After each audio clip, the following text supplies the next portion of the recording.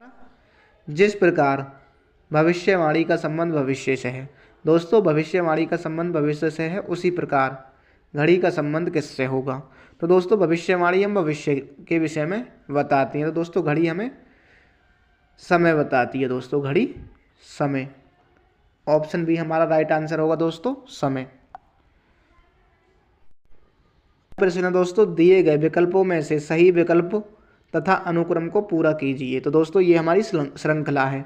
तो दोस्तों इसमें हम सभी नंबरों का रिलेशन देख लेंगे। तो दोस्तों पहले है 4 की गुणा हो रही है 2 से, 4 की गुणा करेंगे 2 से हम, तो 4 दूनी 8, 8 में +1। फिर 9 की गुणा करेंगे हम दोस्तों 2 से, तो 9 दूनी 18, 18 में +1 19, 19 गुणा 2, तो 19 दूनी 38 प्लस दोस्तों पहले गुणा 2 से फिर +1, फिर गुणा 2 से फिर +1, फिर गुणा 2 से, तो इसी तरह हम +1 कर देंगे। तो 19 और 1 38 और 1 39। ऑप्शन ए हमारा राइट आंसर होगा दोस्तों 39। प्रश्न है दोस्तों, एक व्यक्ति दक्षिण की ओर 30 किलोमीटर जाता है। तो दोस्तों जब भी आपको ऐसे प्रश्न दिखाई दे तो पढ़ने के साथ साथ ही हम उनका डायरेक्शन करते चलते हैं। तो दोस्तों ये हमारा होता है उत्तर, पूरब, पश्चिम और दक्षिण। तो दोस्तों किस दिशा में जा रहा है वो? एक व्यक्ति दक्षिण की ओर 30 मीटर जाता है। तो सबसे पहले दक्षिण की ओर 30 मीटर जाता है।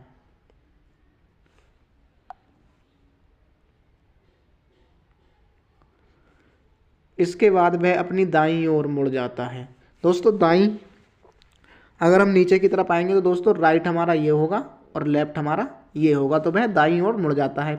दाईं ओर मुड़ने के बाद 40 मीटर जाता है। फिर वह अपने बाईं ओर, अगर दोस्तों बाईं ओर मुड़ने की बात करें तो बाईं हमारा अब होगा नीचे, लेफ्ट होगा नीचे और राइट होगा ऊपर। तो दोस्तों नीचे की ओर मुड़कर कितना चलता है? 20 मीटर, 20 मीटर चलता है। पुनः वह अपनी बाईं ओर, अगर दोस्तों अब बाईं ओर बात करें तो फिर ये हमारी बाईं ओर होगी। तो बाईं ओर मुड़कर 40 मीटर चलता है। तो 40 मीटर जाता है। बताएं वह अपने प्रारंभिक स्थान से किस दिशा में है? तो दोस्तों पहले वो कितना आया था? 30 मीटर, उसके बाद 40 ये और 40 ये, तो इससे ये कट जाएगी, बचा कितना? 20। तो 20 और 30 कितनी हो गई? 50। तो प्रारंभिक स्थान से 50 मीटर दूरी पर स्थित है। प्रारंभिक स्थान से 50 मीटर दक्षिण में स्थित है। अगला दोस्तों, सही अक्षरों के समूह से प्रश्न चिन्ह के स्थान पर क्या आएगा? तो दोस्तों AM PY का संबंध जो DY SB से है वही संबंध होगा EBF का, जो क्वेश्चन नंबर की जगह संख्या आएगी उससे। तो दोस्तों सबसे पहले हम इनकी नंबरिंग कर लेंगे। तो A का कितना है? 1 और D का कितना है? 4। M का कितना है? 13 और P का कितना है? 16। P का कितना है? 16 और S का कितना है? 19। तो दोस्तों देखें हम तो 1 से 4 + 3, 3 से 13 से 16 + 3, 16 से 19 + 3। तो दोस्तों इसी तरह हमारा दूसरे वाले में होगा। ई का कितना है? 5, 5 और 3 8, 8 पे क्या आएगा हमारा दोस्तों? H। B का कितना कोड है? 22, 22 और 3 25, तो 25 पे क्या होगा? 22। F का कितना है? 6, 6 और 3 9, तो 9 पे है हमारी I। Z का कितना है? 26, 26 और 3 29, तो 3 पे क्या है हमारा? C। तो HYIC, ऑप्शन बी हमारा राइट आंसर होगा दोस्तों, HYIC। अगला दोस्तों, यदि 1 जनवरी 1984 को बृहस्पतिवार मान लिया जाए तो 31 दिसंबर 1984 को कौन सा दिन होगा? दोस्तों आपको मैं एक ट्रिक बताऊं, जब भी साधारण वर्ष हो, साधारण वर्ष, तो दोस्तों जिस दिन साल का पहला दिन होता है, मान लो साल का पहला दिन सोमवार है, तो साल का अंतिम दिन भी दोस्तों सोमवार ही होगा।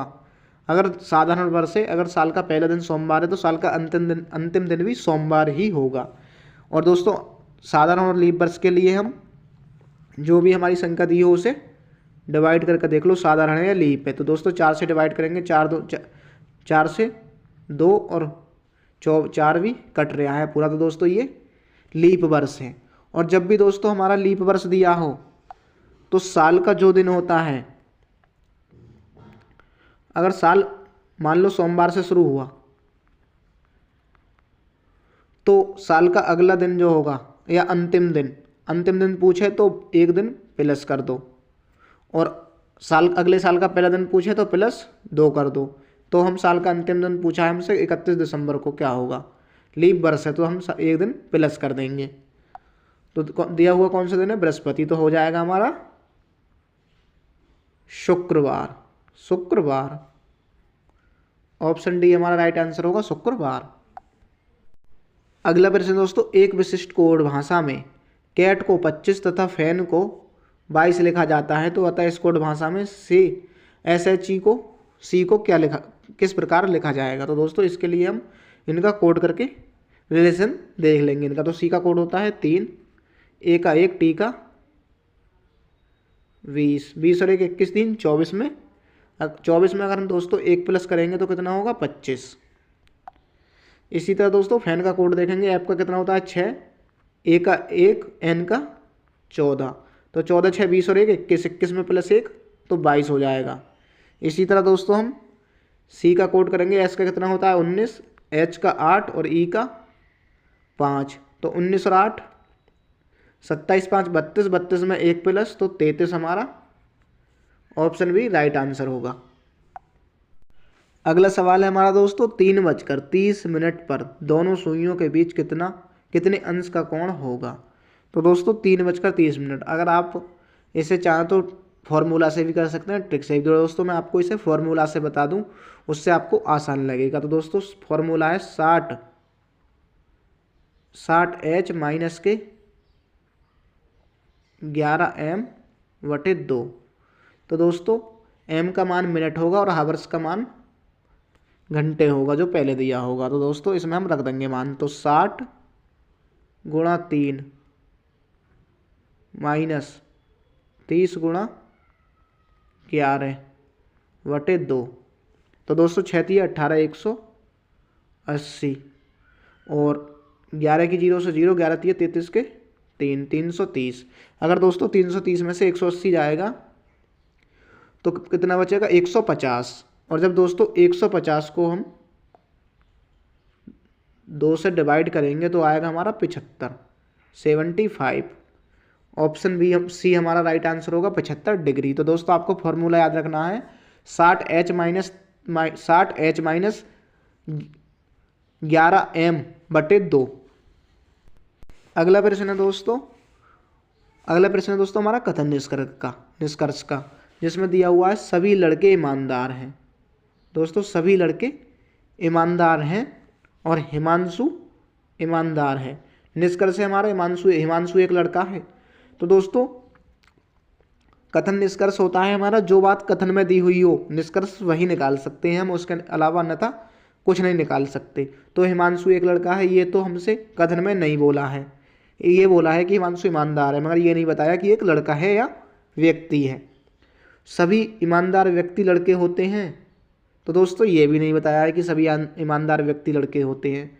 तो ऑप्शन निष्कर्ष ए और निष्कर्ष बी दोनों ही गलत होंगे। तो दोस्तों हमारा आंसर होगा यदि ना तो निष्कर्ष एक और ना ही 2 निकलता है, ऑप्शन सी राइट आंसर है। अगला प्रश्न है दोस्तों हमारा कथन निष्कर्ष का, ये दोस्तों ये हम वेन डायग्राम बना के सॉल्व करेंगे। तो दोस्तों कथन है हमारा कोई बाइक कार नहीं है। तो दोस्तों ये हमारी बाइक है और ये कार है, CV। और कुछ कारें बस हैं, जो कारें हैं वो कुछ बस हैं। तो कुछ के लिए दोस्तों हम थोड़ा सा काट देते हैं। कुछ बसें ट्रेन हैं, तो दोस्तों कुछ बसें ट्रेन हैं। अब दोस्तों निष्कर्ष है हमारा पहला, कोई बाइक ट्रेन नहीं है। बाइक जो है ट्रेन। दोस्तों जब भी आपको इस तरह का वेन डायग्राम देके पूछे कि अलग वेन डायग्राम बना हुआ हो और पूछे कि कोई बाइक ट्रेन नहीं है, तो दोस्तों ये हम कंफर्म नहीं कह सकते कि है या ना है, क्योंकि ये दूसरे तरीक़ा से भी बन सकता है वेन डायग्राम। तो इस तरह के क्वेश्चन जब भी दिया हो और रिलेशन ना ही बताए ना ही मने करे, तो इस तरह के क्वेश्चन हम सही नहीं करते, हम बोल देते हैं कि हमें पता नहीं है या नहीं। इसी तरह दोस्तों कुछ ट्रेन बाइकें, तो दोस्तों ट्रेन बाइक ये भी नहीं होगा हमारा सही, पता नहीं हमें है या नहीं।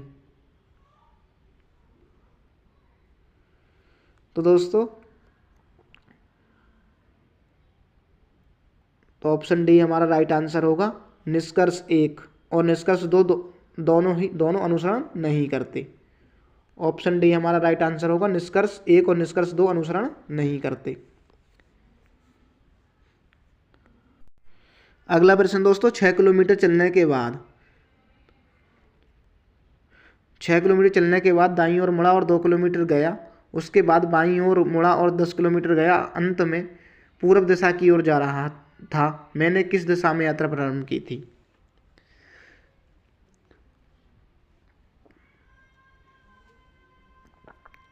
तो दोस्तों मान लो उत्तर दिशा की ओर प्रारंभ की, तो मैं उत्तर की तरफ 6 किलोमीटर गया, उसके बाद दाईं ओर मुड़ा। तो दोस्तों राइट हमारा ये होगा, लेफ्ट ये होगा। तो दाईं ओर मुड़ा 2 किलोमीटर चला, उसके बाद बाईं ओर मुड़ा, बाईं हमारा ऊपर होगा दोस्तों, तो 10 किलोमीटर गया, अंत में मैं पूर्व दिशा की ओर जा रहा हूँ। मैंने किस दिशा में यात्रा प्रारंभ की? अगर दोस्तों हमारी पूर्व दिशा ये है, पूर्व,